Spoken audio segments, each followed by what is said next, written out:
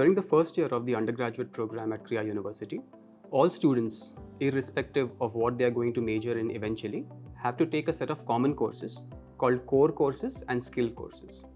One of the core courses is scientific reasoning, and that is the one that I'm going to be talking about. Scientific reasoning starts off with a very simple question.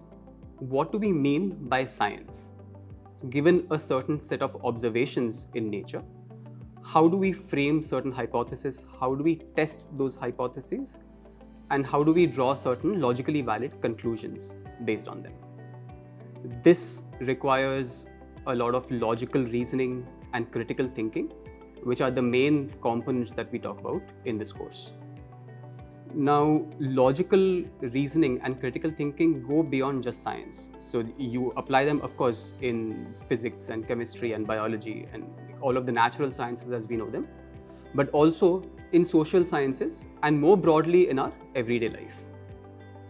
I'll give you a very simple example of why one might need scientific reasoning in our day-to-day lives.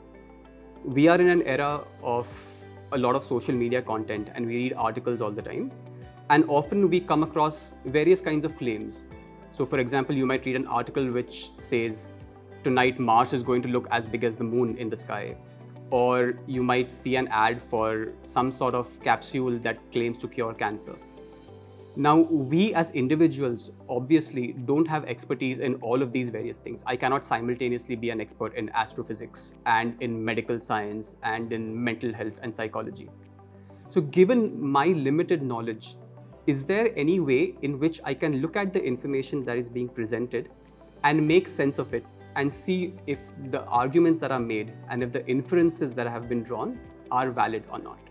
Students who are already interested in science and planning to major in one of the science disciplines find this course very enjoyable, obviously, because they get to see how science has progressed. We discuss aspects of the history and philosophy of science, and it shows them how the development of science has historically occurred. And this is very important because today's students are tomorrow's scientists, and it is important for them to see science not just as a collection of facts, but as a work in progress, as a process that they themselves will someday be a part of. For those students who have not done science at the high school level, they often come and tell us after the course how much they enjoyed it, especially having rediscovered certain parts of science which they had given up because they thought it was very boring. Scientific reasoning is enshrined within the Indian Constitution itself. And as far as I'm aware, this is the only constitution in the world that has that. So this scientific reasoning course is a very important part of the education of the students here at Krea, especially since we are giving them a broad, well-rounded education as part of the liberal arts experience. And it encourages them to think logically, rationally, and critically, not just in class or in science, but more broadly in their everyday lives.